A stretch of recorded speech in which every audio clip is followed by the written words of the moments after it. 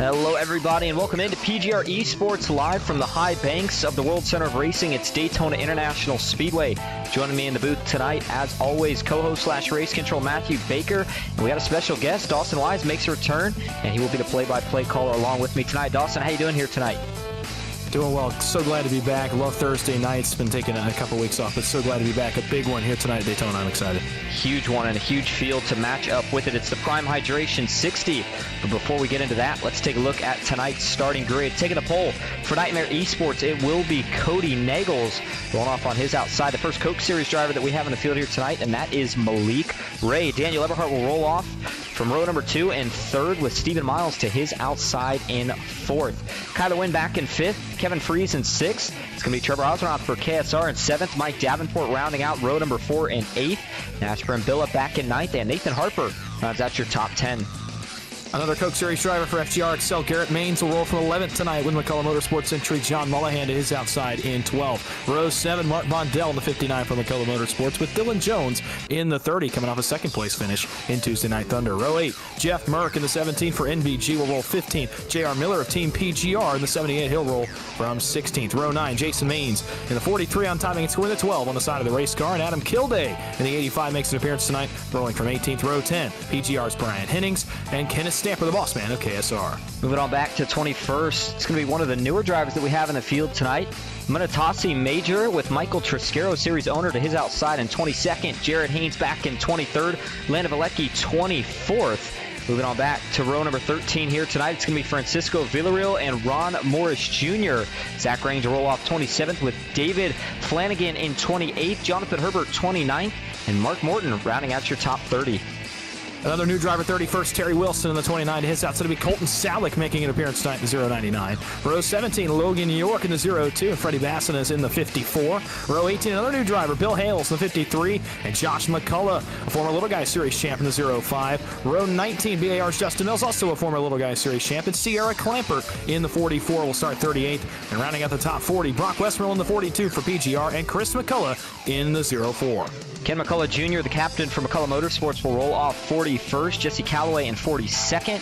Then you've got Tyler Vickery in 43rd. Brandon Broadfoot back in 44th. And rounding out your field here tonight is going to be those two drivers. All right, looking at tonight's race info. It is the Prime Hydration 60. That means the distance tonight going to be 60 laps in total here in the Xfinity cars. 50% fuel, 2 sets of tires, no fast repair here tonight. Fixed setups as always, 3 green, white checkers. And then looking at Daytona International Speedway a little bit more. It is one of those ovals that we call a super speedway for a reason. High speeds, high banking, and a lot of pushing and shoving here tonight. 2.5 miles in length, 83 degrees. The starting track temp as we are under the lights. 79 outside, 57% humidity. Clear skies and winds at 4 miles per hour. It's a great day to go racing, and here we go. Got the SummerSlam coming up in a few weeks. Talk more about that later, but right now it's time to bring the engines to life here at Daytona for the first time. Pace car pulls off into the Geico restart zone. Green flag is in the air. We're racing at Daytona.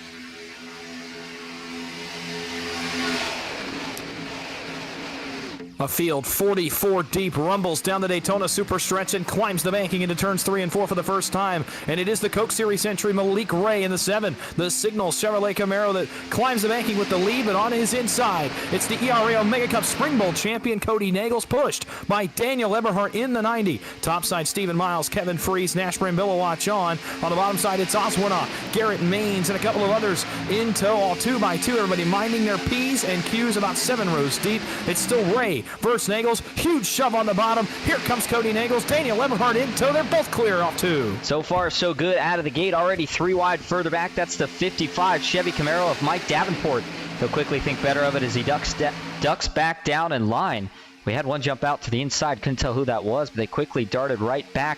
2 by 2 they go, though, into turn 3. Nagels up front. He's going to make a shift back down to the bottom of the racetrack. And, you know, no halfway ward here tonight, Dawson, so I think the aggression level is going to be a little bit calmer than we've seen in the last couple weeks here through the early going. But so far, Nightmare Esports in control. Eberhardt looking to make a move, goes high. Now he fakes back to the inside, and he'll take that spot from Cody Nagels. But the 6 was able to lead that lap at the line. I'll tell you, it reminds me a little bit of the Tuesday Night Thunder intensity that we saw in the round of 8 race, but with about 20 more cars on track, but a lot of the same players here at the front. Garrett Maines led a lot of that race. Daniel Eberhardt was up front quite a bit, so was Trevin Oswernauth. So it's guys that race together on Tuesday. The same intensity is here tonight with a little bit bigger stakes, a little bit bigger payouts as well. Nagels, Eberhardt still side by side, and again, mostly everybody minding their P's and Q's besides these about first 3 rows of cars, which is where we've seen the most movement. Shout out as well, Nathan Harper. Good starting spot for him tonight. The Dallas Cowboys Ford Mustang runs 5th on the inside line, 3rd in line behind Garrett Maines. He's running well so far. Man, these guys are squirrely. Not a lot of grip on offer for these guys buying these Xfinity cars tonight. Certainly isn't. It may be nighttime. Track temp may not be that hot, but you said it, these Xfinity cars, they dart all over the place. And already further back, almost some trouble there as they're going to fan out 3 wide as they climb the banking into turn number 1. And look at that. It's the 34 Prime Camaro for Michael Triscaro. He's already trying to get to the front, and looks like he had a little bit of help for just a moment, but it quickly fades out as I think Ron Morris Jr. is trying to get up there to help the 34 make some progress, but he just can't find a way to do it. Those two are going to have to get linked up soon, or they're going to fall all the way to the back of this draft. 4.5 laps complete as they work their way through 3 and 4. Nagel still up front, and it's Trevor Osmanoff for KSR on the outside.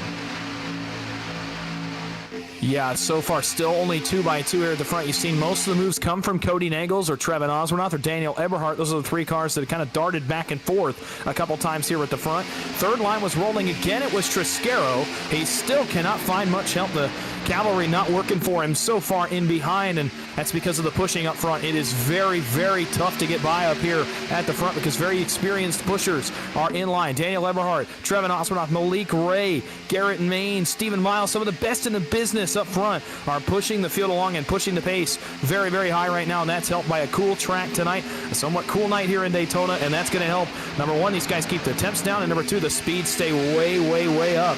We're in tone for a very, very fast race, and again, it's Nagels to the top, and look at the bottom take advantage. Garrett Maines says, I'm going to take advantage of this. I'm going to push Eberhardt to the bottom. He'll push D3 even with the leader at the line awfully close. Get that lap again to the Nightmare Esports entry of Cody Nagels. Strong help from Oswernauth in behind. Nearing 193 miles an hour as they enter turn number 1. That was Cody Nagels on the outside who was getting pushed. By the way, that 3rd lane that had the 34 Michael Triscaro and the 78 of J.R. Miller, excuse me. I think I initially had that down as Ron Morris Jr., but that was J.R. Miller, so that was a teammate, I think, that was working with that 34. It looks like they may have made some progress, and they did duck back down in line. They gained some help, and now all of a sudden here comes the cavalry. It looked like Kevin Freese made the dart to the outside. Everybody looked like they were going with them, but they all bailed. The 25 has got no help. He's going to lean it on the door now. The 24 through the corner. He's trying everything here just to maintain whatever track position he can, but Stephen Miles not going to like that too much as he got shoved down. But here we go. Malik Ray's going to jump out 3 wide at the front. It just took one. It always takes one, and somebody's going to go along with it. There's certain drivers in this field that when they jump out 3 wide, somebody's going to go with them, and Kevin Freese is one of those drivers. Very experienced in this Xfinity Series car. He likes it a lot, loves this style of racing, and he's loving it so far because now he's got Malik Ray elbow to elbow with the leaders. It's 3 wide for the first time tonight. Ray might get to the lead. He will not. The pushes come back to the middle and bottom. They're going to need 1 or 2 or potentially 3 more cars topside with this cooler racetrack to get it going. They will start to fade, and it might partly be because there's some rear end damage already on Malik Ray's machine. The right rear crumpled up. And the help needs to come quickly because they're already back along row 3. Nagel, Eberhardt continue to lead the way. Stephen Miles, Nash Brambilla, they filled those gaps. John Mullahan is coming forward as well. Contact between the 7 and the 24. There goes Mark Vondell. And 4 cars involved. Uh-oh, hold on to it, boys. Looks like up front everybody's going to be okay, but Mark Vondell went for a slide. Looks like he gets back rolling. Yep, at least one more involved. Jeff Merck as well. Jeff Merck. Oh, the 60 with heavy damage. Good-looking scheme, but that is not the way he wanted it looking there with the left front pretty beat up. Actually, not quite as bad as it initially looked. We'll get back to that here in a couple moments, but we got to keep it up front right now because the action, it's still on. They are 3 wide and still trying to get it sorted out in the middle, and these cars look like they are darting all over the place as everybody's still just trying to find something to work with, trying to find a spot in line. And you know, I'm keeping my eye on right here, Dawson, is that 18 machine, another one of the new guys that we have in the field here tonight. And I think, correct me if I'm wrong here, but I think that's, I believe is it Munatsi? Major? Nonetheless. Not important in the 18. Okay, so I'm looking just a row behind, actually. That's the 82, the Hulu machine. That's Munatsi Major. And then just in front of him, looks like we've got a couple of the regulars. Mark Morton, talked about him in the 18. He's the one that we caught my eye, rather, the Bass Pro Shops machine as he continues to move his way towards the front of the field. And now Michael Triscaro is going to make a move to the outside again. Boy, he's looked 3 wide a couple times here tonight. And I'll tell you what, before he gets too many takers and we get back to the storm here, let's go back and look at what happened here to the 59 and the 60. Mark Vondell and Jeff Merck.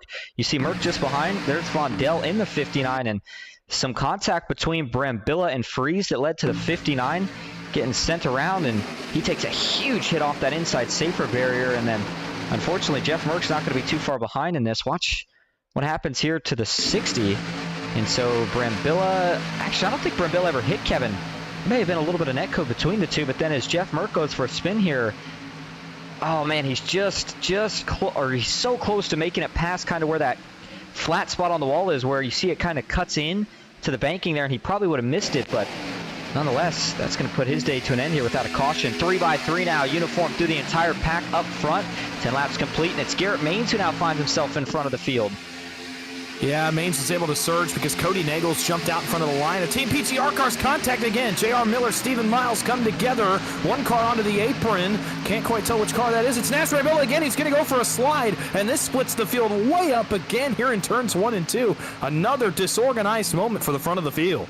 And it looks like Nash, he's trying to save it here. He's got it down to the apron. It looks like the field's going to sneak by and avoid chaos yet again through this one. But, man, you wonder what this has done to the giant pack that we started this race out with. And it's caused a little bit of separation, but not much. Still got a lot of 2x2 action up front, and hats off to Nathan Harper, who, I mean, he continues to impress. He's doing a phenomenal job here tonight. He's already up 7 positions from where he started this race at. Right now, again, finds himself inside the podium. So he'll be looking to hold on to that here as we get closer and closer to that first round of green flag pit stops, which, by the way, 50%. You'd expect that first round probably somewhere around lap 20. And so I don't know if it's time to calm down just yet, Dawson, but I think if you're in the back of this group, it could be time to start looking to try to get to the front here in these next handful of laps or so. Yeah, it might be a little bit sooner than 20 after a 50% fuel run for myself. On Monday night, we found it to be about 17, 18 laps on fuel, so we'll have to see what this pack does. That was a pack of about 30, 35. This is a pack of 44, so we'll see if that changes things in the way they're racing. A lot harder than the way we raced on Monday, so the fuel mileage is going to be at the narrow end of that, the shorter end of that, I should say. And it's settled back out. This is the calmest it's been here in about 5 to 6 laps. One car up ahead. He's in the wall. That's Jeff Merck. But they're all going to get by okay, skate by, and that definitely helps when you're 2 wide and not 3x3 as the field was for much of that first run. Maines, Eberhardt side by side behind them. Harper and Trevin Osborne also carrying prime colors aboard his number 89 machine tonight, second in line. And would you look at that? Kevin Freese has found his way back third on the inside, maybe up to fourth on the racetrack by the time they hit the super stretch. Yeah, looks like Trevor Osborne has the golden prime bottle on there, but you know, talking about payouts here tonight, Dawson, they're pretty big. I mean, we've already got poster payouts. You know, we'll talk about those a little bit later when we actually show them, but also 2 big bonuses on the line, and part of one of those bonuses is what you saw on the hood there for the 89 of Trevor Osborne, and that is the PGR SummerSlam 499 that's coming up here, and I believe it's just about a month away, maybe a little bit more. And Going to be the second biggest race of the year for PGR. Very excited for it. And looking at what we're giving away tonight for that, it's 2 free entries. First one is going to be given away to a random driver that does not finish in the money. And then the second free entry is going to be given away to the driver who has never raced in PGR. So that would be a driver that this is their first PGR race, and we've got quite a few of them. Whichever one of those rookies finishes the highest out of the others, that will be the driver that wins the other free entry here tonight. So trying to spread the wealth out a little bit to some of the rookies that are just getting into money racing, along with potentially one of the veterans who maybe just has a rough night, gets that lucky random draw, and we see a lot of money tonight. Can't wait to see how much money we're going to have for that event. Absolutely. I'm so excited. I can't wait to talk more about the details of it because the stakes are going to be so big. The names are going to be big trouble. In the back, Ron Morris is around. Another car involved, the 87. Couldn't tell exactly who that was. That's a big hit for Ron Morris, and the caution flag flies here on lap 15. We got one going through the grass here on the front, trying to miss it. But Ron Morris Jr., that car is destroyed, as is Herbert. Looks like Trey Wilson is going through the grass, but he's going to get it straightened out. Ron is not even going to be able to limp this thing back to the pits here. He's going to have to stop there and tow, so that's going to be a really, really bad break for Ron Morris Jr. Maybe a good break for a couple of these other guys, such as Jeff Merck. And remember, there is no fast repair here tonight, so whatever damage you sustain, you're stuck with it for the rest of the race. All right, let's go back and recap what sparked this one. It started with what looked like 2 cars in the wall here, and it was off at turn number 4. And was it a little bit ahead? No, this is where it starts actually with Jonathan Herbert and Ron Morris Jr. That's the 87 machine, and get a little bit of an alternate angle here. This is again from the aerial shot. Watch Ron Morris Jr. down low, the 87 up top, and it looks like, well, I'll tell you what, it looks like Ron just starts drifting up. And when he does, the 87's there, and he kind of drives right to where that left front is, and once they get hooked, I mean, it's over from there. It turns that 76 straight into the wall, but I'm not really sure what was going on there. Like I said, the 87 certainly didn't look like he moved, and got to assume maybe it was just something with the handling of these race cars here tonight. Talked about it being a bit of an issue, Dawson, with the way these Xfinity cars handle. But, I mean, from my point of view there, that's just looks like Ron drifting up a little bit. I'm going back to watch it myself, going to an onboard. I had a hunch here, but now watching it back, I don't think it's actually going to be true. I wondered if maybe Ron hit the apron, perhaps, because you hit the apron in this car, it kind of shoots you back to the right. Man, that is a really weird look. You're right. He just kind of drifts up, and if you go on board with him, he never really made a move up. He just kind of slowly comes up, and Jonathan Herbert's minding his own business, and unfortunately, they come together, and that's a night ender for Ron Morris. That's a big hit to the outside wall. It torpedoes the engine. It's going to end his night early, but a very odd, a very uncharacteristic wreck for Ron Morris, a guy we're not used to seeing make moves like that, make mistakes like that, I should say. Yeah, well, hearing from Ron, it sounded like he had said it just felt like his car was hooking to the right the whole time. You could see he gradually pulling the wheel to the left on the onboard. It just sounds like it was some weird case of netcode. Yeah, that's an odd one for sure. I was getting ready to say that. Well, actually, hold on. Let's look at this one more time. I guess I should say before I say that. We're going to go to a different onboard view, though. We saw the onboard shot for Ron Morris Jr. This was Jonathan Herbert, and, I mean, it looks like the same thing pretty much from his point of view. And there may have been some slight netcode there, but, I mean, certainly got to credit the start of that to the fact that that 76 machine was drifting up the way it was. And I agree, Dawson. Usually something like that comes as a result of clipping the apron or something, but just wasn't the case here. Now, we did have somehow the rest of the field all do a tightrope that through the middle to avoid this wreck, but let's hop on board here with Colton Salak. As watch this. He's going to have to shoot to the inside here as he sees the 87 spin low, and he's able to miss everybody here. Does he choose to go down the pits, or does he take the safe route? Yeah, looks like he's going to go back up through the track, through the grass, and he'll be able to rejoin the racing surface without any further incident. So, I mean, honestly, all things considered, I'd say we're pretty lucky to get out of that one with only 2 cars involved, as bad as it initially looked. As we give you one final view here from the Digger cam with the blimp cam mixed in. There goes the 87, and then goes everybody trying to miss it. Wait, it certainly does not get much closer than that. So first caution here tonight flies on lap 16, and it's certainly going to extend the first lap under green that we're going to now expect a pit stop, as it looks like we're going to go back green here with 18 of 60 laps complete. But so far, so good. It's been a fun one up to this point. And we still got a lot of racing left to do. I mean, Dawson, with The way this goes now, does this change in your mind the way you're going to play pit strategy, or are you still running this thing out for at least one, potentially two stops? I think you're still running it out. I think really, from what I noticed, again, I got to run this combination dead on Monday night and last Wednesday as well. So from what I noticed, you can save a decent amount in this car. Now, it's not a ton, but you can save. If you're, say, 4th, 5th, 6th in line, you're able to lift a little bit. You're able to save with about 43 laps to go. I don't think you can get to one stop, but you can make it awfully interesting here with 43 to go. I don't expect many people to jump out, although you'll see who's willing to kind of cross that bridge when they get there with the pit strategy with who makes moves right here. But if it were me, I'd probably ride in line, save, see what I can get, and then kind of go from there about 5-6 laps into a run.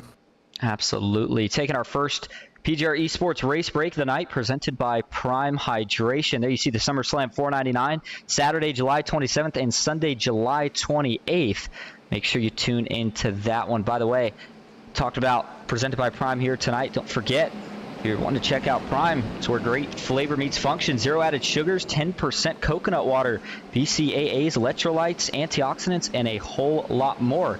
Don't forget to mention great taste as well. So we'll see who can get the job done here tonight. I know Mike was pretty excited. He loves that stuff, and he's got the paint scheme on, so he wanted to see if he could find himself in victory lane here tonight with the Prime scheme. We'll see how things turn out, but right now, two of the best in super speedway racing at the front, two of the best just behind them, and two of the best just behind them. That's how good the field is here tonight. And we are getting ready to go back green. 18 laps complete. Garrett Maines back into the restart zone. Through the gears we're going to go. Green flag is back in the air at Daytona.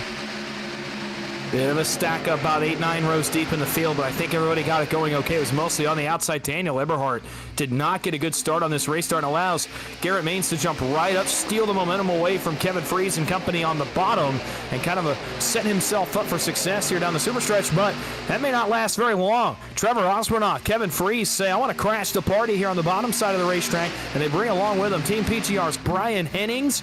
And don't look now, the Podium 500 champ Kyler Wynn is making his way to the front as well. He's up to 10th, and Michael Triscaro has jumped to the top side. Couple cars to watch as Maines, top to bottom in 3, he has the lead. Daniel Eberhardt will get a chance to cool off the engine of his Ford Mustang as they work their way through 3 and 4. Cody Nagels going to pull up to the back bumper now. That's the 24 on the outside, Stephen Miles. And we had about 2 or 3 others shift up to the top lane there as well to fill that void. As you see, Kyler Wynn, you talked about it, Podium 500 winner up there. Cody Nagels up front, Omega Cup winner. And then Brock Westmoreland in the 48 back here, the 42 rather. He's got a pretty good run going earlier. I was trying to see, it looks like he has picked up 26 positions from where he started this race at. Easily your biggest mover inside the top 20. And then as you get closer to the front, biggest mover inside the top 10 right now is Michael Triscaro. He's got himself up 12, and here we go, looking like we're going to go 3 wide into turn 3. Guess who? It's Kyler Wynn and Michael Triscaro. Why am I not surprised? Kyler Wynn to the outside of the safer barrier. Garrett Maines, I don't know if he saw it or if he's just coordinating that move, but jumps back up along the bumper of Daniel Eberhardt. He'll move the middle line forward again. Now the third line gains another car. J.R. Miller, Mike Davenport, and I believe Mark Morton as well have jumped up there. 5 cars now up in the top side. Make it 6. Cody Nagels, that was quick. He jumps up on the nose of Kyler Wynn, and all of a sudden the 2 biggest super speedway winners in 2024 so far, nose to tail. And look at this run they're going to have down the backstretch. Here comes Nagels for Nightmare Esports. He wants to lead down the back straightaway at Daytona. Well, you've got to give that inside and middle line a chance to get hot if you're going to make that third lane work, especially with a little bit cooler track temp as what we have here tonight. They did that, and now they're showing you that that third lane can roll when you've got it going. Garrett Maines, though, lost his help as Eberhardt jumped low. That's going to be enough to get the 90 clear back up. A little switch and swap right there from the 90 to the 1, and it works out pretty well, Dawson, as it looks like they're going to be able to fend off Nagels and Kyler here. I thought for sure the 6 was going to get clear, but by Eberhardt jumping back up, the momentum's not going to be enough, and they will stay 3 wide into turn 1. That move is one you don't see work a lot. I've very rarely seen guys be able to coordinate that well enough where you parachute the middle line enough, you move that guy back enough where you can jump back up on his nose, and then you can maintain the momentum in the middle lane to keep that third lane trapped, especially with how good of a push Kyler Wynn was giving Cody Nagels. I mean, that was as close as I've seen someone get in these cars without engaging that bumper hook that's so dangerous that we saw so much of on the Tuesday season so far this season over in Tuesday Night Thunder. It has not yet happened tonight, not to jinx it, but it did not happen right there. Masterful move by Daniel Eberhardt. He drags Kevin Fries with him. D3 looking good early. The 90 back to the point. He'll lead lap 21. It's 39 laps to go. Stephen Miles steps out on the bumper of his teammate up top. That's a big move for one of the guys who is still new to the money racing scene, but by no means a rookie in iRacing.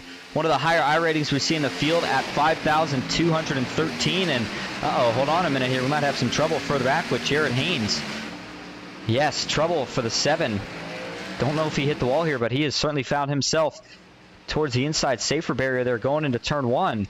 Car appears to be okay. He'll try to get it back rolling, but meanwhile up front, still 3x3 into turn 3. And you know who's been up front just about all night here tonight, Dawson? That is Trevor Ozrenoff. And last time we saw him this up front, this many times in a race, was when he got his last win in PGR. And he's already found himself in victory lane a couple times at PGR. We'll see if he can find another victory here tonight. Carrying an onboard camera for us as we do hop on board for the 89 machine. Trevor Ozrenoff pushing on the back bumper of Kevin Fries, and if that doesn't show you just how close these cars are running, then I don't know what does. Look at the wheel inputs. He's just slowly kind of bobbing and weaving it to the left and right, and that's what you got to do, especially with these Xfinity cars, the way they dart around. It is never a dull moment that you're just sitting there not moving the steering wheel, and you can see out of his viewpoint there what it looks like when somebody gets clear up front, causes a brief checkup. But Ozrenoff got a good run going here about halfway through. Yeah, another guy having a great run so far has worked his way into this lead trap. The conversation for the lead is Zach Range, the 043 in the middle lane, right in front of Kyler Wynn, right behind Nathan Harper. The third car in line is up 21 positions from where he started. Took advantage of that first incident to grab some track position on pit road and is able to work his way into the top 10 now in the conversation for the lead door to door with Ozrenoff and Nagels in the middle of that 3 wide. By the way, that third line, they've rebounded. They got some help from Kyler Wynn. He dropped down, now he jumps back up. And the third lane's trying to get this revived. The problem is, I think, they took a little bit too long to get it wound up. Not sure how much they're going to be able to have. It's still Eberhardt, Maines in the middle, Fries, Ozrenoff on the bottom. But Stephen Miles rallies another charge. He's to the door number of Garrett Maines in 3. Stephen Miles continues to impress, but I'm telling you, Eberhardt and Garrett, that's going to be a really tough duo to get by until the end of this race, because remember, everybody's best friends right now, but as soon as that money's on the line, you're no longer friends with anybody except your teammates. So we'll see just how long this 1 and the 90 stick together, but you said it. Stephen Miles on the outside, he's got a good pusher in Nagels, but they're still going to need a little bit more help. They stay even with Garrett as they enter turn number 1, but now they start to fade as they work their way through the corners. They'll draw even with Zach Range and now falling back to Kyler Wynn. By the way, John Mullahan has made his way up to this pack. He's up only a spot from where he started this race at, had a pretty good qualifying effort, and since has been able to capitalize by staying where he's at. But I think he recently finished up one of his newer rigs, and I mean, take a look at this thing here in the driver cam. I know it's a little tough to see it all, but he's got the overhead shot, and I think he's got 4 monitors, triple setup. It's got the full dashboard, the pedals, the shifter. I mean, it's certainly one of the nicer rigs, and it's paying off here tonight. Looks like Jeff Merck with some trouble as he's going to fall out of line. I'm not sure if that's him going a lap down or if he's just having an issue. I think it might be him losing a lap here. As remember, he had that trouble earlier, and yep, sure enough it is. Yeah, a tough start to the night for Jeff Merck. It derailed his race completely. He's lost a couple laps just with very severe damage after that very early incident, very, very early on in this race. So a tough break for the 60. Not going to be able to repeat some of the performances he's had on Tuesday nights. I know he was looking forward to this car again tonight, but not the start he wanted. That separated the front of the field. He saw Nagels and Miles. They had to really back out. Charles not just blow up. The 89's blown up, and he's right in front of the field in 3 and 4. Uh-oh, on the apron. Westmoreland's going to go around. I think that's it. Wow, Trevor did a phenomenal job of getting it out of the way the best he could there, but it is still going to draw the caution. Oh, man, and Trevor's race is going to go up in a puff of smoke. That is going to do it for the 89 here tonight.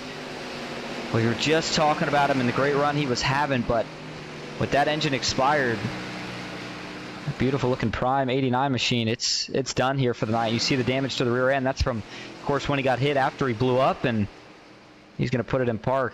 Man, feel bad on that one for Trevor Ozrenoff. He's doing everything right here, and let's go back and see if there was any indication that it was about to go. When it did here, this is going to be the onboard view for the 89. First off, now he was running pretty tight in this pack. However, he was 3rd in line, and I think Eberhardt had potentially been down here for a little bit. Now, you did see him blinking a little bit down the back straightaway. But besides that, I mean, Trevor was the lead pusher here for a little bit. But then Everhart jumps down. And so let's zoom in on the 89 here. Does he stay tucked up? Looks like he's backing off at this point. Backing off. And then, well, I'll tell you what, Dawson, that's an odd one. I'm not really sure why that car would have blown up where it did. It looked like he was leaving a gap between him and the car in front for quite some time. I mean, usually we see, you know, if you're double blinking red and then you start to back off, it'll blow up before you can get far enough back. But he had been laying back a little bit for a while. But yeah, you just hear it there. I mean, it's almost like it sputters for just a quick second, and then you hear the puff of smoke, and I'm sure you can see it as well from our zoomed-in cam here. I don't know what to make of that one, Dawson. Do you think the blinking had anything to do with it? I have no idea. I've never seen that, especially in this car. It's usually pretty good about if you're way off the guy in front of you, and especially with the cool track, you should be able to keep the car cooled down. I'll tell you what I can do really quickly is I'll go grab a word with him real quick. I'll come back and I'll have a report on the 89, but that's going to be the easiest way for me to know exactly what happened there. Sounds good, and we'll continue to break this one down for you as, I mean, I don't know how, this is the second time here tonight where I'm sitting here scratching my head at how we didn't have about 40 cars all piled up, as Brock Westmoreland was the only other driver involved, and Brian Hennings was actually the first man on scene in the 74 machine there. He sees just behind the 89 coming through the corner, and he's going to see this and basically saying, well, yikes. I mean, he's got nowhere to go. Trevor does a great job of immediately trying to just yank it to the left here, do whatever he can to get that car as far off track as possible. The problem is the banking here at Daytona, or rather the apron here at Daytona, it's flat. So as soon as he gets down there, the momentum from that car, it's trying to wash it right back up the racetrack. And when it does, that leaves Brock Westmoreland, unfortunately, here with just nowhere to go as he gets into Osmoth a couple times, trying to slow down, and then eventually you see this car spin around. He goes for a slide, stops about 50, or excuse me, probably about 25 yards short or so of that inside safer barrier. So did a great job of not hitting anything and not making the wreck worse. And then I did see a bumper go flying out back here. Not sure if that was a piece from one of these guys or if it was somebody out back. You see Sierra Clampert, she had a little bit of an issue. Oh, that's the front end of Christopher McCullough. I'll tell you what. So that does not make this a two-car incident. That makes it a three-car one, with the biggest damage potentially coming not only to the 89, but also to the 94. Let's see what Christopher hits here. Start wrecking up front, and wow, that's going to get two of them in one go as Sierra's drifting up. Again, this is just everybody reacting to try to miss that front part of the wreck, and watch as Sierra's going to try to go down here. Initially, she hits the apron, and that sends her back up, and when she does, Logan York has absolutely nowhere to go. She gets into him, and then he gets up the track into Christopher McCullough. And then as he hits the outside wall, that's going to rip the front end of his car off. And then Ken McCullough Jr., David Sheets, look like they were all able to somehow check up in time to avoid that one. But, man, that was a really, really close call for a couple of people. Certainly closer than a lot of them would have liked it to be. And actually, I don't know if that is, it may not have been David in this case. It was somebody else, so point being, give you one more view of this, but that wreck certainly was a lot more damage than what we initially thought. And of course, once Dawson gets back, we'll have the report on exactly what happened there to Trevor Ozernoff. I've actually got that report for you, Austin, whenever we get a chance here. And go right ahead here. I mean, we were just looking at some of the damage that transpired out back. Logan York, Christopher McCullough, two big hits. Their days, I think, are going to be done, as well as the front end of those cars got ripped off as a byproduct of this wreck. But, I mean, it all stemmed again from that 89. So what do you have on it, Dawson? Well, I could tell you that it was completely out of nowhere for Ozernoff. He was running warm on the engine temps, but nothing out of the ordinary. In fact, a very normal temperature, a very low temperature for the engine to blow up. And it let go on him in the middle of the corner, out of nowhere. Not anything to do with the blinking. It just got to a point where the engine decided to let go, but a very troubling sign for the rest of the field. It was a very low temperature for the engine to expire for the 89. Yeah, that's a bad break, and similar in real life too. If you had one Hendrick car that blew up, you start to wonder if you're going to have another one that blows up. That's what these guys worry about when they see something like that. As we look at the last two onboards that we have here tonight, Michael Triscaro rocking the prime scheme. He will roll off next to Malik Ray right here for this restart. And then we'll go in a little bit here to the other driver cam we have, and that'll be Tyler Vickery. But before we do, we go back up front where the field is in the hands again of Garrett Maines and Daniel Everhart. Pace car is going to pull off, and as they cross the line, it will officially be Halfway through the prime hydration 60. Green flag is back in the air at Daytona. And you watch both lines here. Who gets the better start? The answer is yet to be determined. Both lines went pretty good. Both top and bottom went pretty well. The top more connected. The bottom side will have the surge here on the banking in 1 and 2. Kevin Freese, Kyler Wynn. Look at this push on the bottom. Almost 3 cars tandem together behind Daniel Eberhardt. John Mullahan in tow as well. And look at the momentum that gives Eberhardt. And he's up across Garrett Maines on the back straightaway. Further back, we start to look for guys to maybe take a look 3 wide. That caution again now makes this a one-stop race on green flag fuel strategy. Now you can afford to go because you know at pit stops either about 20 laps away, or if you want to short it, it's about 10 to 12 laps away. You want to get some track position. It opens up your options just that much more. New leader off of 4, the 25, the Cornflakes Chevrolet of Kevin Freese. Had a couple dart off out back. One of them was Kenneth Stamper in the 30, the 82 of Major. Looked up the track. Oh, hold on. Trouble in the trial. And they're going to go around. 24 of Miles is in it. He gets tagged by the 34 of Michael Triscaro. And now the scatter is on to try to miss it. Oh, man, that was a close call right there at the end. Couldn't tell. I think that was Colton Salek that just missed Michael Triscaro. The 82 is in it of Major. And a couple others. It might have been Bill Hales, actually, in that 53 car that was able to dodge it right at the end. And for Michael Triscaro, how bad is the damage on this 34? The back end looks like he backed into a lamp pole or something, as you can see it concaved in. I don't know if that'll affect the car too bad once he gets it repaired, but certainly going to cause some issues as you see Logan York back out on track. So that caution may have been a break for him after he tangled with Sierra Clampert in that last incident. But going back to this one here, this was again that previous incident, but we're going to the most recent one. I'm not sure what exactly sparked this. Now we saw Major initially try to take it 3 wide here, but I don't think that caused the trouble. The trouble actually starts with Stephen Miles here. And so the first view I'd like to get is one from above here at the chopper angle. Watch this. Actually it's Kyler Wynn who initially gets turned out of line. Is he running the middle or is he running the inside? Looks like he's running the inside of the racetrack. Watch the 82. The red and white machine, second in line on the inside here as he's running behind Kevin Freese, and then he gets a little bit offset right, and he actually gets Kevin swiped. And then Kevin, that gets him up the racetrack, and then Kyler tries to let out of it, it looks like, and he gets tagged by John Mullahan, and now the 85 of, I believe that's Adam Kilday. He's going to have really kind of nowhere to go here, so he gets into Kyler, and then Mullahan gets up the track, but they all save it. That's not where the incident itself occurs. It's back here as Brian Hennings is going to get to the back bumper of Stephen Miles, not quite able to check up enough as he tries to dart out left and miss him, but instead tags him in the left rear, and that sends him up into his teammate, Cody Nagels, and then gets into Malik Ray. You see up just a couple rows ahead, there's Nagels and the 82 of Major. They get down the track and into Adam Kilday. They all get tangled up and go for a slide, and then saw Michael Triscaro take the big hit as, that was the 53 of Bill Hales that just barely avoided the spinning Michael Triscaro.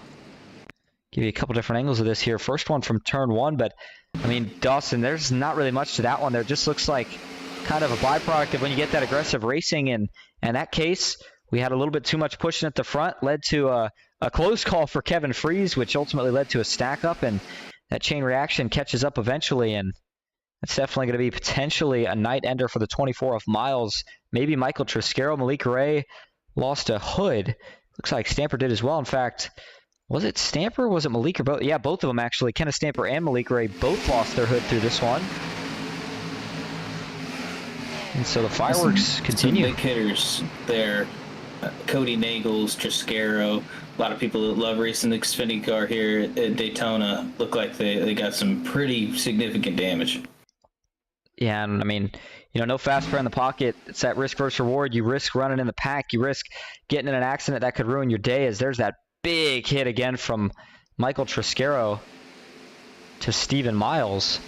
And right there was Bill Hales making the evasive maneuvers to dodge it. Adam Kilday, we talked about, he took a pretty good shot through this one. So let's get a couple onboard views real quick before we go back live. This is the cockpit view for Adam Kilday, who initially had a save, but then right here, he's just got nowhere to go. And then he was able to get it straightened back up here as I think he had, oh my goodness, points for airtime when he hit the jump there. I know that car was already damaged, but I mean, that's insult to injury. Look at the airtime he gets here. All 4 tires off the ground. as he was trying to transition back from the flat to get closer to the apron of the banking there. My goodness. And then I want to get one more onboard view here from Bill Hales, who had the really, really close call, but somehow found a way to miss this. Watch it from the nose cam. So he sees all the checking up. He goes low, is on the brakes. He's on the brakes. But now the 34 starts to slide low, and at the last second, waits for everybody to get by on his inside. He makes the left turn, evasive maneuver, and he will be able to continue as a result. A couple cars working their way off the pits. That is some of the damaged cars. Christopher McCullough, Michael Triscaro. I saw Cody Nagels there as well as the pace car gets the 1-to-go signal. 34 laps complete. Who we got up front? Yeah, it's Daniel Eberhard, Garrett Maines, row 1. Kevin Freese, Nathan Harper, man. Nathan Harper, he continues to loom. He's lurking right now. He's running a really good race and has managed to keep himself up front. Zach Raines, John Mullahan behind them. Kyler Wynn, Brian Hennings, Dylan Jones, Mark Morton. Also up here at the front, Mark Morton, great run for him as well, plus 20. Range plus 22. Further back, Westmoreland, Jesse Calloway, Sierra Clampert, all 20 plus up from where they started as well. So some big movers because of that wreck. Some new players here at the front of the field with just 27, 26 laps to go. Only one pit stop remaining, but now the window is wide open. You can either pit about lap 40, 42, or you can run it all the way out and pit inside 10 laps to go and take your risk. It's going to be interesting to see what these guys decide to do, especially with a shaken up field from about, 6th, 7th, 8th on back. Certainly will. Looking at payouts just briefly before we go back green here tonight. First place, $300. Second place, $225. Third will take home $200. Fourth, $150. Fifth, $130. And then sixth place will take home $60. Don't forget the two bonuses: a free entry into the PGR SummerSlam $4.99 for a random driver outside the money, and then also an entry or a free entry to the PGR SummerSlam for the highest finishing first-time PGR driver in this race here tonight. So, hey, I mean, even if you get in a wreck, especially if you're a rookie here tonight, you got to keep yourself in. You still might have a chance in. At this point, even if your race is over, which a couple guys it is, unfortunately, Mark Vondell, Ron Morris Jr., Trevor Osroth, Major, and a couple others, still could potentially get a win here tonight. So I guess I say a win in the category of that free entry. All right, here we go. Green flag back in the air. 35 laps complete. That'll put us at exactly 26 to go. Daniel Eberhard leads as they work their way out of the trial. We'll try to get back up to speed. It'll take these cars about a lap to get fully wound up. So right now it's just that battle between, honestly, the first two rows of which line can push more aggressive. Harper's locked up to the back bumper of Garrett Maines on the bottom. Kevin Freese locked on with Daniel Eberhard. They're going to drag race off at 2. Question's going to be, where does the help come from down the back? Who gets the momentum? It looks to be topside so far, and it's because of Nathan Harper. Man, he fended off one of the best pushers, arguably the best pusher in this car on the bottom side of the racetrack, Kevin Freese, a guy that loves this car a lot. Harper's doing a good job so far trying to fend off that bottom line, and he's kept Garrett Maines even or in the lead for most of this first lap. Incredible work by the 26. The two of John Mullahan helping, as well as the 74 of Brian Hennings, and Dylan Jones begins to make his presence felt for the first time tonight. He's inside the top 10. Further back, here come Jesse Calloway, Mark Morton, and Sierra Clampert as the field's in 1 and 2. Yeah, and I'm looking here on the restart. Jeff Merck had an issue getting into 3 here. Was it with some help from Adam Kilday? Yes, it was. Kilday just trying to push the 60 through the corner here. He was trying to help Merck out, but unfortunately, he turned him around. Merck got up the track and took a huge hit off the outside wall. I'm surprised that one did not bring a caution as he slid down, almost collected somebody right there at the end. And I just looked at that view, and Colton Salak, boy, he has had a couple of really, really close calls here tonight and missed a couple of big ones. And this one, he may have just clipped him, but if he did, I don't think it even counted it. That'd be a big break here because that could have been a heavy, heavy damage. Take one quick onboard view here with Colton, who is just riding around out back here, taking it easy. Goes to fade high, sees the 60 get turned, looking for where's he going to go, and oh my goodness, same thing for Cody. That was a huge, huge moment and a really, really close call. So we now have 24 laps to go up front.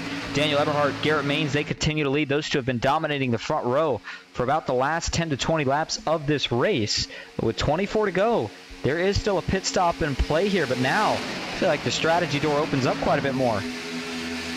Oh, man. Daniel Everhart. He thought he had a moment to clear on Garrett Maines right there. He did not. Nathan Harper helped slam the door back shut and force the 90 back down to the double yellow line. Kevin Freese, no relief for now.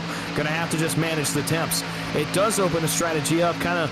You know, what I was getting at earlier is you could technically pit here in about the next 5 laps and be A-okay to go for the rest of the race, or you could run it until inside of 10 to go, closer to 8 laps to go, and then pit there, or any time in between that the field sees fit. So anytime basically from 18 to go until about 8 to go, you could see the field on pit road for the only round of potential green flag service tonight. Garrett Maines half a car length in front. Nathan Harper continues to impress here in this race so far, making a name for himself, pushing one of the best on the racetrack in Garrett Maines as the field's still 2x2 off turn number 4. Well, you know what I'm thinking about, Dawson, right now as we continue to run here was Tyler Vickery. Now, I know he's not having the best run right now. However, he has been tearing his way through the field. Right now, he's up 19 positions from where he started in 24th. But I'm looking back to just a couple weeks ago in the trucks when, man, came so close, but things just did not quite work out. And I think Tyler Vickery's hungry. And I'm telling you, this is one of those guys where he's going to get a win before this thing's all said and done. It's just a matter of time. And who knows, maybe tonight's his night. We'll have to find out. 22 laps to go, running just behind him, though, right now is, well, he took a sip of prime there. We got it just off camera. But nonetheless, looking back here to the 25th spot, that's Landon Volucki. And so as it stands right now, he's down a position from where he started this race at, but continues to try to climb through the field. Malik Ray still trying to recover after the damage he sustained in that first wreck. And I think as a result of all the accidents we've had, all the mix-ups, and a little bit of the separation now in the lead pack, Dawson, I think that's what's led to kind of the calmness before the storm that we're seeing right now, as things have gotten back down to 2x2 just about as we sit with 21 laps to go. Don't speak too soon on that, because topside, here comes J.R. Miller and Logan York, another 2 guys that really like the Xfinity car, both race winners and 2 playoff drivers from the Tuesday Night Thunder Series. J.R. Miller, his first Tuesday win, same for Logan York. Logan York actually in a pretty good point spot to make the championship 4, and boy, look at the speed they're carrying with 2 cars on the outside. They are flying. They just gained 8 spots up the banking in 3 and 4, and they're even now with row number 2. I'm not sure if this is a product of the hot temps at the front or what it is. J.R. Miller will be elbow to elbow for the race lead. Won a Team PGR zone, looking to carry the banner to victory lane. He'll take the lead as they head for 1. I can't believe Logan York is able to push as good as he is right now. I mean, that car had heavy damage after a couple cautions go when he got involved with Sierra Clamper in that wreck that took out a couple of guys. But, I mean, he's right back up here. He's in the fight pushing J.R. Miller, and you talked about it. Where did that run that they had come from? Seems like now, though, the momentum's going to swing the other way as they start to fade a little bit. Garrett Maines will surge back ahead in the middle. Nathan Harper still the lead pusher in that middle line. But Kevin Freese, Zach Range on the bottom, they've been lined up for a while, and they've been able to keep the 90 at bay there from losing any ground or really necessarily gaining too much either over Garrett Maines. And you said it, when those 2 middle lines stall, that bottom and the middle rather, that's when the outside line can make a charge, because they're hot. The outside's got temps, and only problem there, I think, was that if they would have had a third car, they would have got at least 1, maybe 2 of them potentially clear. Yeah, just a tough break. I thought for sure they were going to keep carrying it, but then the middle and bottom were able to rebound, cool off, and kind of fend off that run, escape the crisis there for a moment. As Garrett Maines drops down and now allows the 26 of Nathan Harper to go to the point for the first time tonight. Nathan Harper leads in a PGR race, and it's interesting to note that J.R. Miller was making a move to the front and that Brian Hennings is up here, because Nathan Harper, I believe, is running with those PGR cars tonight. So interesting to note for later in the race, 74, 26, 78, all potentially aligned. Mike Davenport and Brock Westmoreland, Nash Brambilla all looming as well. So interesting to note here as we get later stages, Team PGR is starting to work their way into the money spots. And they're still 2x2 for about the first 10 rows or so, but then they're starting to single file out more and more, and that single file line has gotten pretty long. Looks like, Ken McCullough Jr. here brings it down to the pits all by himself. Not sure what this is about here. I see Mark Vondell down in the pits as well, but I don't think that was necessarily a planned one from Mark, unless he's trying to pick up Ken here. But I was trying to kind of compare this lead group, which has 30 cars, to the next closest one, and that's Colton Salek, who's with a group of his own, but they are, looks like about 20 seconds back. Adam Kilday in that group, as is Stephen Miles, Cody Nagels, and look like Michael Triscaro. So any of these guys, they're going to need a caution here before this thing's all said and done to have a chance. And with green flag pit stops still on the horizon here, Dawson, there's certainly a chance of it. Sometimes we see things get a little messy, and I think the Daytona pit road's a little bit tougher than Talladega. And we'll see if everybody tries to go in at the same times. That's where you usually could find an issue. Well, it's just more narrow. It's Talladega on a smaller scale, if you will, because the margin for error is a little bit smaller. It's a little bit easier for you to make a mistake because there's less room to work, both on the racetrack and on the apron and on the pit lane. So it's absolutely right that this is a much harder pit lane to get on, get down to your pit box, and then get off cleanly, and then make sure you're not losing any time on the apron coming off pit road after your pit stop. So absolutely a bigger degree of difficulty leads to more mistakes. Could absolutely see it tonight. Eberhard back to the bottom, but man, Nathan Harper, he went bottom to top right there like he's been up here for weeks and weeks on end. Nathan Harper, a seasoned veteran move there. The 26 continues to look more and more impressive. He's going to be very much in the fight when we get to this last green flag pit stop. Yeah, runs a lot of super speedway officials, and it is paying off. And I'm glad you mentioned about the teammate thing, because I didn't think he was working together with anybody here tonight. I'll be honest, I don't know if it matters, because he's been up the front, whether the guys that he's working with have been up there or they haven't. The 26 certainly showing that he's a guy you want to work with at the end of this race, and that is the best way to make friends in a race like this. Now that he's clear, he'll drop down to the bottom, and I have a suspicion he might be willing to stay there for a little while. We'll see if he tries to control these lanes or if he just sticks down there and tries to ride around for a little bit. As they work their way off of turn 4, it is Nathan Harper who finds himself in the lead. Daniel Eberhard second, Garrett Maines third. We're going to take a quick break. We'll go side by side so you don't miss a thing. Stick with us. 14 laps to go in the Prime Hydration 60.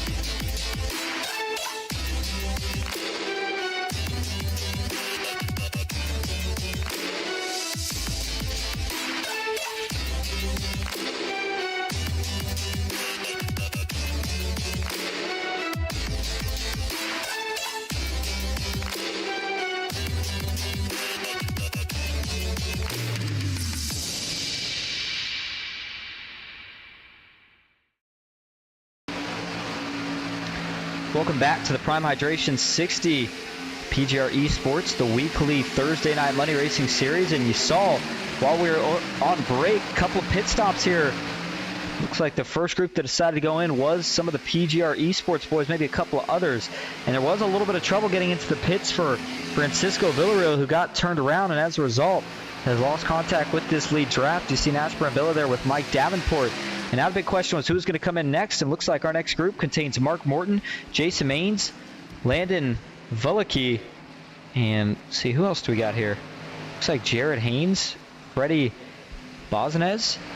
I mean, this was a lot of guys, and guys who don't usually work together that pit together. So I'm interested to see, Dawson. This isn't going to be like what we're used to seeing, where one team pits and just dominates the rest of the way. Again, you've got a pretty good mix in both groups that have pit so far, and even up front, the guys who are leading, the guys who still have to pit, there's a pretty good mix of drivers there as well. So, you know, I know they've been racing, but I don't think the race is going to be really on here until we get through this pit stop. Things cycle out, and I think we're going to have a pretty interesting sequence of passing on the last 5 laps or so, as you're going to have a bunch of different groups catching each other.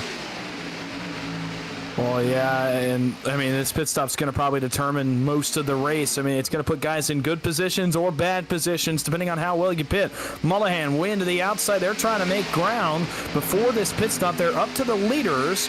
They're not able to get clear, but they're able to at least get alongside Garrett Maines, where they can continue to gain some track position should the leaders pit. Here come a bunch of them. Eberhard to pit road. J.R. Miller thought about it. A couple more cars along with Eberhard, Dylan Jones, Callaway, Clamper, Kenny Stamper, and others. Second round with 11 laps to go.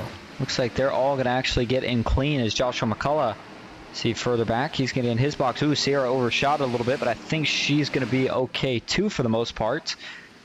And so now that Eberhardt's made his stop this lap, I think that without a question of a doubt, Garrett Maines has to make his stop, this next lap. Obviously, he doesn't have to, but just with the way strategy play's been working here tonight and how good him and Eberhard have been working together, I don't know if they want to get separated too much during these pit cycles, so we'll see here. Does Garrett lead a group and a charge down the pits this time? Or do we get some more guys staying out again? Let's find out here off the turn 4. What are they going to do?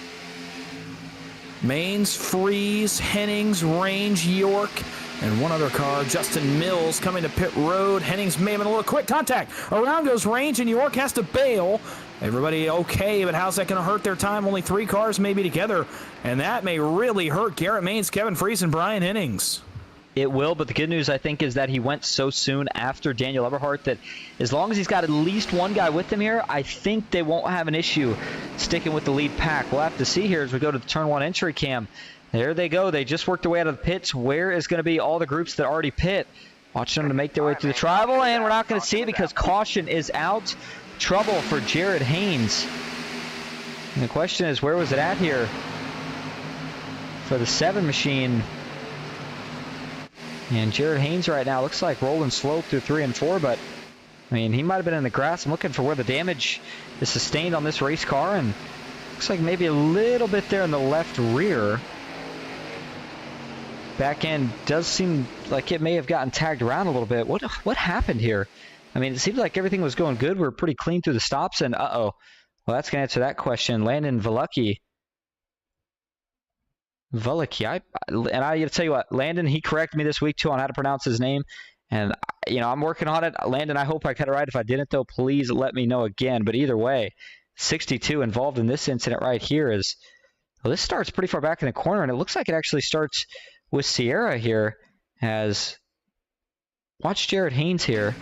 Well, I guess I should say watch Sarah Clampert first. This group's coming up on her with a huge run of steam, and well, that's a tough one. I mean, she's not really holding the bottom. She's kind of sitting in the middle here, and then looks like they're going to go low as they get there. She kind of does go to the low lane, and I mean, they're committed at that point. Brambilla has to dive low to miss it. Davenport tries to do the same, but instead gets into her, and then Landon Velicky and the 12 of Jason Maines have nowhere to go as they get together. That sends the 62 around. Jason's going to be able to dodge this high, but then as Landon comes back up, he gets into the 7 there with Jared Haynes, and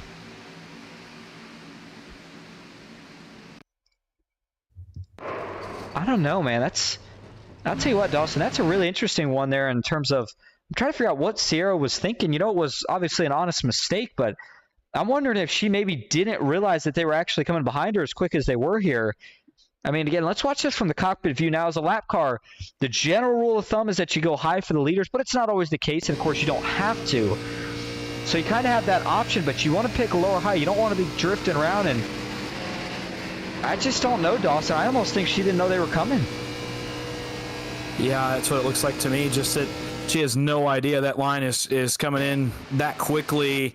And by the time she realizes it's impossible to react, they're going so much quicker. They're all lined up, and by the time she can even react, they're getting in the back of the 44 and triggering that entire wreck. It is just an honest mistake. You just kind of lose track of where that group is. You probably look down, you see them coming, you can see them coming behind you. You look back up, and all of a sudden they're on top of you in turn 3.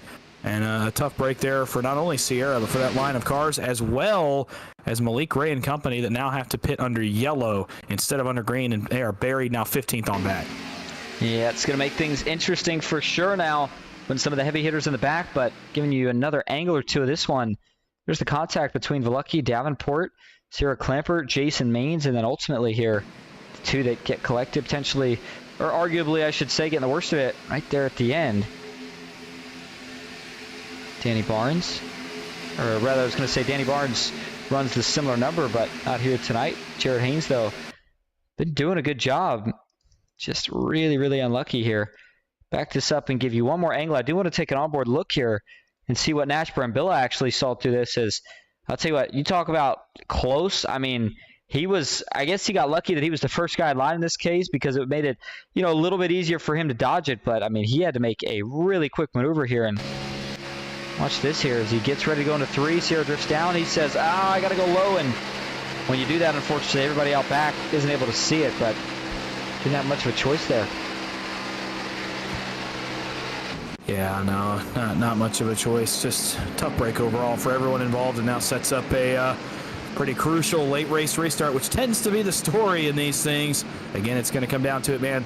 That really benefited Kevin Freese, Garrett Maines, Brian Hennings and company that pitted under those first 2 rounds. I mean, that benefited them a ton, especially these front 3 cars. Yeah, but, you know, I mean, with the way we see these races end, you just mentioned, seems like it always comes down to a short run. This is where we start to see caution after caution sometimes, and, you know, hopefully everybody can keep their head on right here. But, I mean, there's big money on the line here tonight. There's bonuses. There's a lot at stake here, so you know everybody's going to be going for it. We've got guys looking for their first PGR win up here, such as Brian Hennings. You got guys looking to try to go repeat. I mean, Zach Range, by the way, he's another one looking for his first win.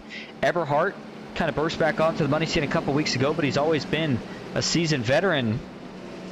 Dylan Jones, where did he come from? He's made his way up here. Jesse Calloway, good to see him in the field here tonight. That's one of the Asphalt Outlaw Racing drivers that I get to see in a league that I broadcast for on Friday. They have their championship actually coming up this coming Friday, so make sure you check that one out. We do have quite a few rookies in the field here tonight. I know we mentioned that briefly, and I'll tell you what, when you've got 45 cars, sometimes it gets tough to try to go through them all. So we try to hit some of them, but if we missed your driver and you want to see them, by all means, just let us know in the chat. We're more than happy to go check in, see how they're doing. Again, sometimes it gets a little tough when you got 45 drivers and they're staying 3 wide at the front, but I mean, it's been a blast so far here tonight, Dawson, and I cannot wait to see what these guys have in store for this 6-lap sprint to the finish. Well, I can't either, and it's because some of the names up here are just such heavy hitters. I mean, Garrett Maines is second in points on Tuesday. He's looking for a championship run. Kevin Freese, one of the best in this car on the service right now, at least on super speedways. He's up front as well. And then behind them, some hungry drivers looking for either win number 1, win number 2, or just to get back to victory lane after a long time away. Green flag is back in the air. 6 laps to go. Bottom side, Freese, Hennings, but the top side is where the run comes from. It's Maines and Logan York, who somehow, some way, is up at the front of the field with 6 laps to go. And Logan York, man, we talked about it with the damage. Wasn't sure that he'd be able to come back, but he did, and he just continues to impress now that he's got the track position. Daniel Eberhardt, one of the first times he's going to be kind of forced into the pusher position here in quite a little while in this race, but he's doing a good job on the back bumper of Logan York as they race down the Daytona Super Stretch. Who gets the advantage? It's going to be the outside. Eberhardt pushes Logan York clear. He'll jump down to the bottom, and now it's just Jones and Eberhardt up top. Boy, Logan is going to have to be careful here. If Garrett gets clear, you know he's going to want to make the move. What is Logan going to do? Does the one get clear off of 4? It's razor thin close, but not yet. Trouble in the back. The 36 of Jesse Calloway coming back down into the field. Big wreck in the tri-oval. Big wreck in the tri-oval, and it's going to collect multiple cars. The 24's in it. I saw Colton Salek get involved. The 4 of Justin Mills. The 8 had nowhere to go. Adam Kilday comes to a stop.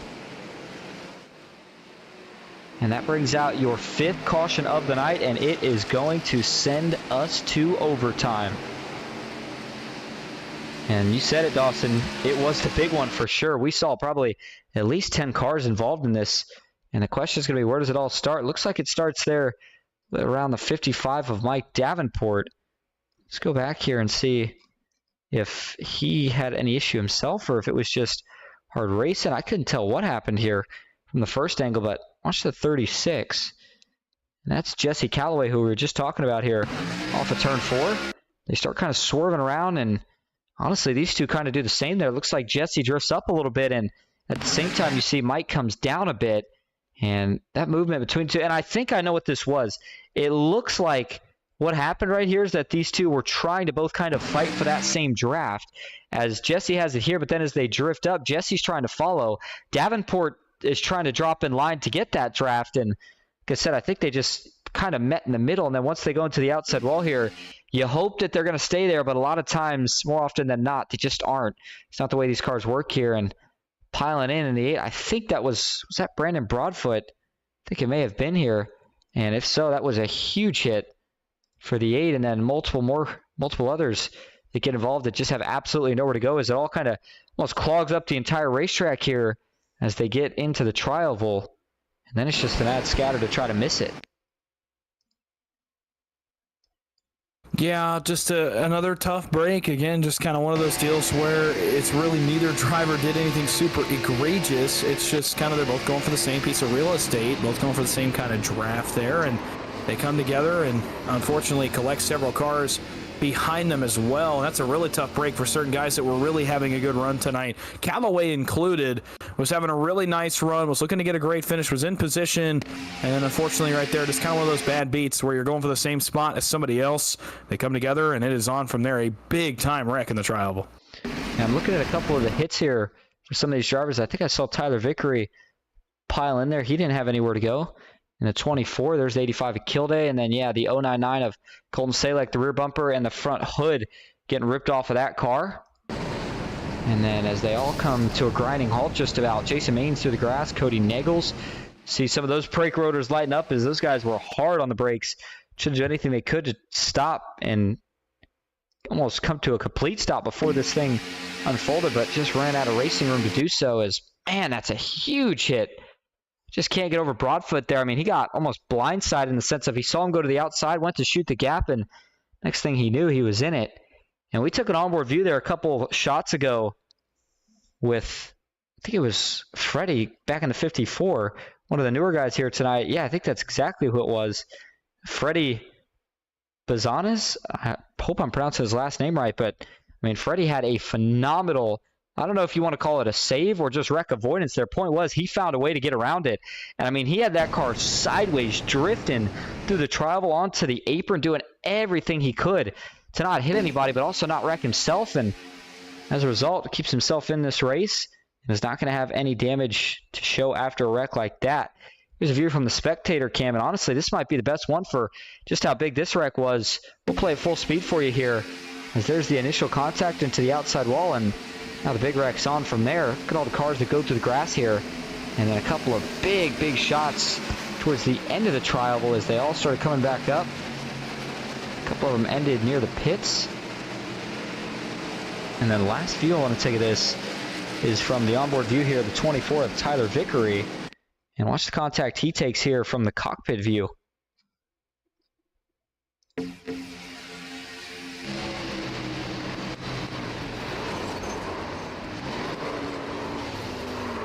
And that's a lot of big hits. That's going to end a lot of nights because, again, no fast repair here tonight. So whatever damage you get, you are stuck with. Back up front, though, we go as we get set for an overtime restart. Overtime attempt number 1. We've got 3 in total, but here is how it works. Going to be a green-white checker. We'll take the green flag.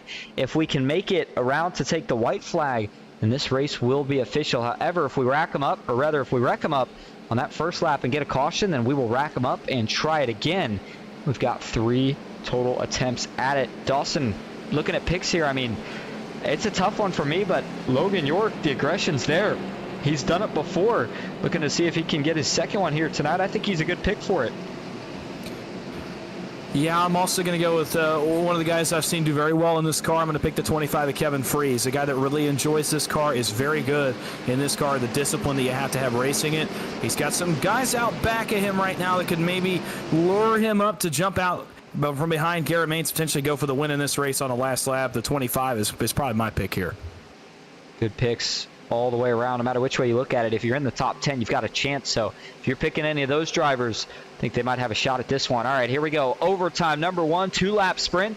To decide the prime hydration 60. Green flag is back in the air at Daytona, and it's a great restart for the inside line. Logan York is quickly going to pull to just almost clear of Garrett Maines out of the tri-oval. Garrett's going to start to fight back, though. Kevin trying to get locked onto his back bumper. He can't quite do it yet, as those two do not have help from the third car in line just yet. Meanwhile, you got Eberhardt and Jones locked up on the bottom just behind Logan York. Watch for this inside to roll down the back, and can that outside get linked up? Well, they're trying. Again, Kevin, one of the best pushers in the business. Out back. 3 wide starting to work. Kyler Wynn, Malik Ray, one around. He's off the speedway, but he's off all the way off the track into the grass. Looks to be okay. Contact between Josh McCullough and Kenny Stamper, and the field rolls up front. That second lane still has not been able to get connected because there's calamity behind Brian Hennings, and it lets Logan York get clear. They're coming to the white flag. That was a big move from Logan. He's got to be careful here. Garrett may look to split. White flag in the air. 1 lap to go at Daytona. Logan York going to look back to the bottom. Daniel Eberhardt gets pinned. He's got nowhere to go. Garrett looking for a move up top. He will draw even into turn 1. Side by side, they go through the rest of the field. No third lane yet.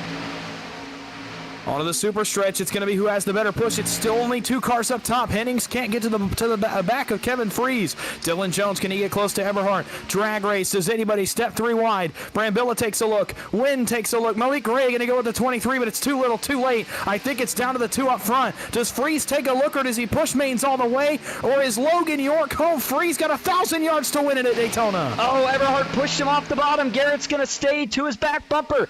Does Garrett look 3 wide? He doesn't. He's going to stay behind. Logan York drag race to the finish. I think it was Logan York by less than 1,000th of a second. I've got 000s on my monitor. I got Logan York by 4 1,000ths. Wow. Second PGR win. What a way to do it for Logan York. We have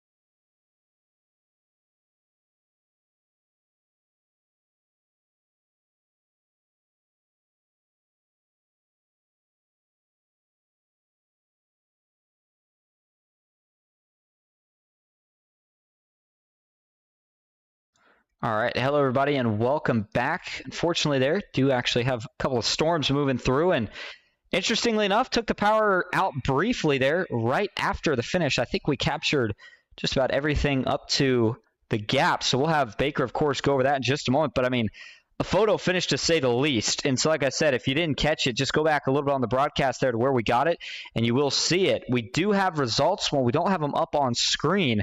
Matthew Baker and Dawson Wise do. So first, before we get to that, Baker, what again was the official gap? And then if you guys want to go ahead and go over what the scoring results look like. Yeah, Logan York edged out Daniel Eberhardt, charging on the bottom lane there by 4 1,000ths of a second. He had first place to Logan York. Second place, Daniel Eberhardt. Garrett Mains comes home third. A great push to Logan York. Dylan Jones giving his teammate a push all he could. Just came up a little bit short, but a good payday for those two. In fourth for Dylan Jones. Kevin Freeze pushing Garrett there in fifth. Zach Range, great run for him in sixth. Kyler Wynn, seventh. Brian Hennings in eighth. Joshua McCullough in ninth. And Malik Ray rounding out your top 10. Nash Brambilla for PGR in 11th. Nathan Harper, man, what a great run. Comes up a little bit short of the money, but nothing to hang his head on tonight. He'll finish 12th. John Mullahan finishes 13th. Stephen Miles recovers to finish 14th with Sierra Clampert in 15th. Freddie Basson is 16th. Jason Mains in 17th. Kenny Stamper 18th. Kenny McCullough in 19th. And Michael Triscaro rounds out the top 20.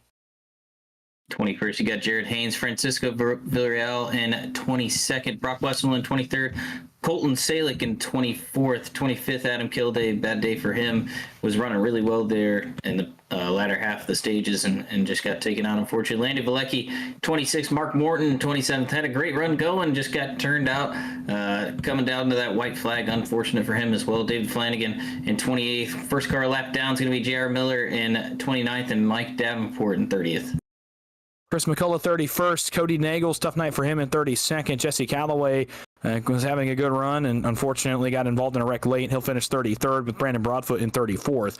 Tyler Vickery could never get his night back on the rails. He finishes 35th with Bill Hales in 36th and Justin Mills in 37th. Jeff Merck finishes tonight 38th. Jonathan Herbert 39th. Minotzi Major 40th in the last 4 cars in the field. Mark Mondell 41st. Trevin Osbornoff 42nd. Terry Wilson 43rd. And Ron Morris shotgun on the field in 44th.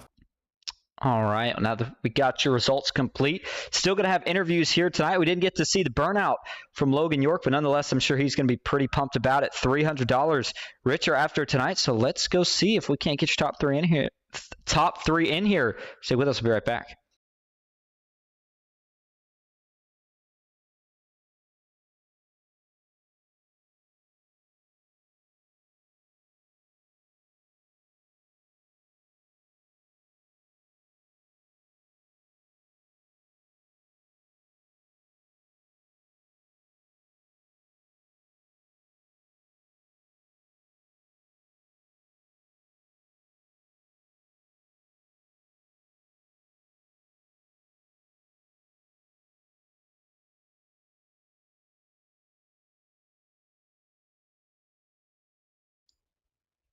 Back live, well, no longer from Daytona, but nonetheless, we do have your top three in here. So we're going to start first with third place finisher, Garrett Maines. And I think we've got Matthew Baker standing by with him. Oh, Garrett, it's boys in the booth. You got a copy? Yes, sir. Well, talk to me through those last couple laps. You know, you got your teammate behind you, and then Logan cleared up in front of you. I thought for sure you were going to push him to the win and maybe cleared yourself for second, but that bottom kept surging. What more could he have done to get one position higher there? I mean, I kind of was in a situation where it's like risk versus reward. I knew from Kevin saying it that, Daniel was a little offset with Logan, so I didn't want to come down and turn myself off of his nose because I'm sure he's trying to get air. And it's just like, we're all in the money. We're all in a great spot. Why would I risk it further? I felt like we had a really good shot at the win if somebody made a mistake on the bottom, but nobody did. And, with the 2-lap dash, the stronger line is going to prevail.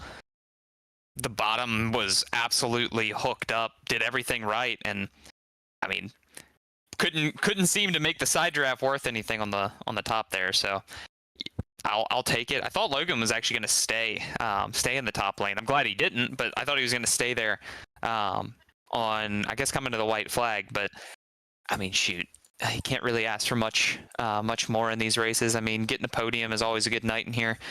Being there all night long, we might have led the most laps.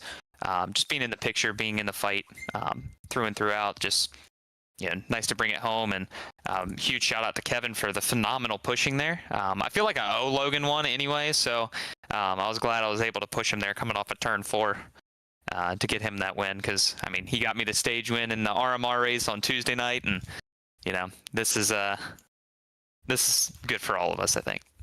Yeah, definitely good for all of you. All around, you guys know how to drive the Xfinity cars. We do it well on Tuesday nights. Hope to put on another show on Tuesday night. But you got the PGR SummerSlam coming up, and it's definitely a forecast of what's to come with the cars that are up front there. So we hope to see you there at the PGR SummerSlam 499. Hope to see Prime as our presenting sponsor. But speaking of sponsors, anyone want to thank or shout out? Yeah, so I got to give a huge shout out to Scott at MCU Body. Big thank you to him. And also thank you to Lennox, the guys at Ryko Performance, for all their hard work. I know Jacob and Ken have been grinding on the Nashville car, and excited to give that a try actually here in about 30 minutes for some of the updates we made in the last 24 hours. So going to get on that before I go out of town tomorrow. And also big thank you to the Left Court Brothers and FGR Excel for their support. Excited to spot you next week at Nashville. Hopefully we got a piece and try and get out there and get that number 12 in victory lane. Hopefully. It's about time. Thanks, brother. Thank you. All right, and now that'll bring us to your second place finisher here tonight, and that is Kevin Fries. Let's see if we got him up here in the booth. Hey, Kevin, Daniel Eberhardt. I forgot I lost my results for a minute. Daniel Eberhardt. Daniel, this is also in the booth. You got a copy? Whoa, bro. No, I'm just kidding. Yeah, I got you. Yeah, well, hey, we captured the finish because unfortunately we lost it just after that. But we saw a photo finish, of course, between you and Logan York. And, man, it was so close at the line. And the move you made off of 4 was pretty much textbook. It looked like you were able to bump him up just enough to get him out of the groove to give yourself a lane without wrecking him. How'd you pull that one? Ooh, I don't know if I bumped him. I think he went up to get and pull Garrett back.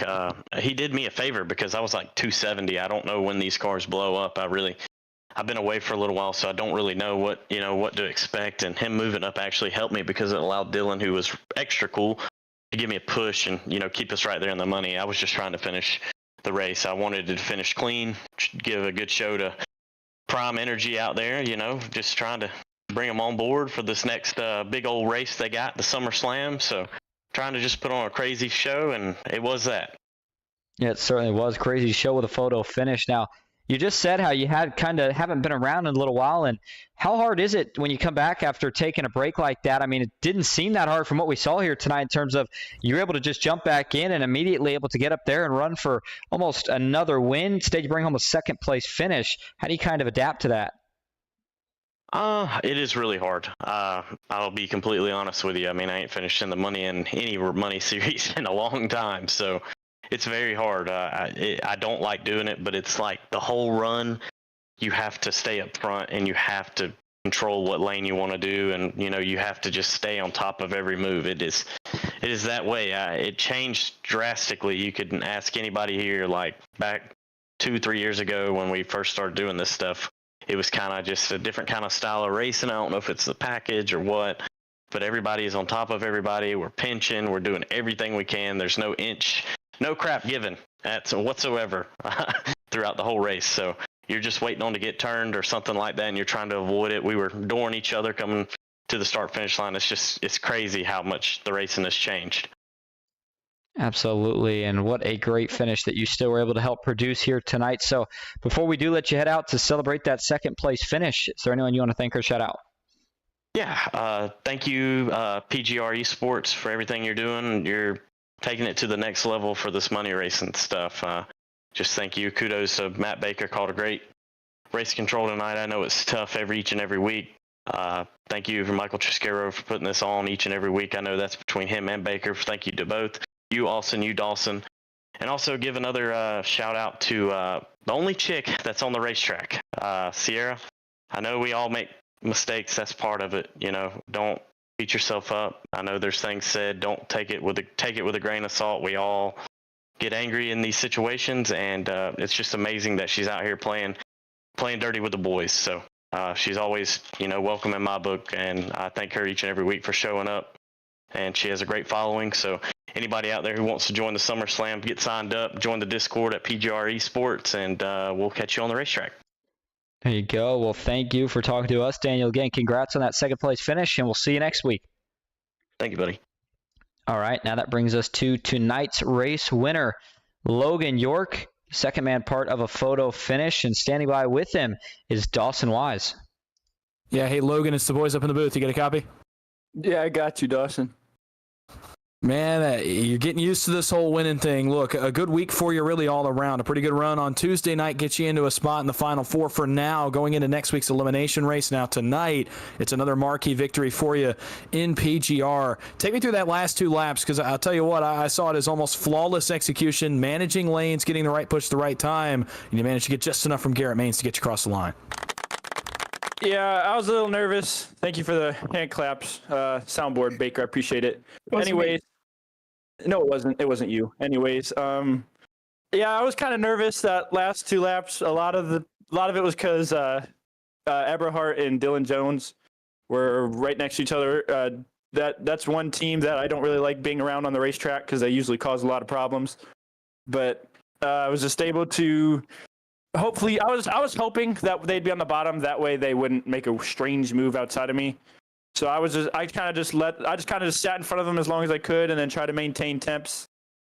Thankfully, Garrett pushed me to the end. I have thank him for that. But yeah, just a lot of it was just trying to hope that nobody made a move 3 wide, and nobody can really do that on the bottom, which is why I spent most of my time there on the bottom. Well, it works out for you. You jump in front of Garrett Maines to get you all the way into PGR victory lane tonight. Well, look, the SummerSlam 499 is just over a month away, and it's in this race car. I mean, you got to be feeling pretty confident. What's the confidence level for you headed into that marquee event? It's probably about the same because I don't really race. I don't really race any differently depending on what the situation is. So my confidence is kind of like 50-50. I know I have a chance, but I also know there's a lot of high probability of getting wrecked out from stupidness. So yeah, I'm not going to inflate my confidence too much. I'm going to keep my expectations low so I'm never disappointed, right? Well, fair enough. It's gotten you into victory lane several times in the last couple months. It gets you to victory lane again tonight. Well, before we let you go, celebrate a second PGR win in your PGR career. Is there anybody you'd like to thank or shout out? Yeah, I want to thank you guys for broadcasting. I want to thank Matthew Baker for the race control, even though I never agreed with you when I first started, but I grew on you a little bit. Don't let that go to your head. I want to thank everyone that watches the races. I want to thank Garrett for pushing me at the end. I want to thank Daniel Eberhardt for not spinning me on the bottom, and that's it. All right, well, thanks for talking to us for a second. Congratulations on another big victory tonight, the Prime Hydration 60. Go enjoy it. Go celebrate. We will talk to you soon. Thank you. Have a good one. All right, that's just about going to wrap up coverage here tonight. Again, apologies for the outage after the finish. And, of course, the reason we couldn't go back in session is because it had obviously ended after the finish. So, again, apologize for that. But nonetheless, hey, we captured one of the closest finishes in PGR Series history. It was a great race. And I'll tell you what, from the broadcast perspective, I certainly enjoyed watching these cars. I think they're still maybe one of the most fun packages to watch in terms of the way they drive realistically. And so looking forward to that PGR SummerSlam 499 again in just about a month's time. Well, before we do officially close things out here tonight, Baker, Dawson, you guys got anything you'd like to add? Yeah, just, another great race for putting on the Xfinity car. We're still going kind of back and forth between what we want for the SummerSlam with the Xfinity and the Gen 6. So we're going to run Gen 6 at Talladega here soon, run the Xfinity car right after that at Talladega, see where it gets us, and we'll make a decision there. But another great race, great finish, one of the closest finishes we've had in PGR. And just really excited and happy for Logan there, managing those lanes and showing why he can drive the Xfinity car. Yeah, I love this car. I say it every time we're on live on Tuesday for Tuesday Night Thunder. I love this car then. I love this car now. It provides great racing. It provides a lot of opportunity for guys to have to be precise, to be finesse with the race car. You have to be able to wheel it, and that's exactly what these guys did tonight and produced another classic PGR finish. And with the SummerSlam looming, it seems like the racing just continues to get better here on Thursday nights. I cannot wait for what's to come. Absolutely. All right, that'll wrap it up tonight for me, Austin Green, Dawson Wise, and Matthew Baker on PGR eSports. We'll be back next week. Until then, have a good night.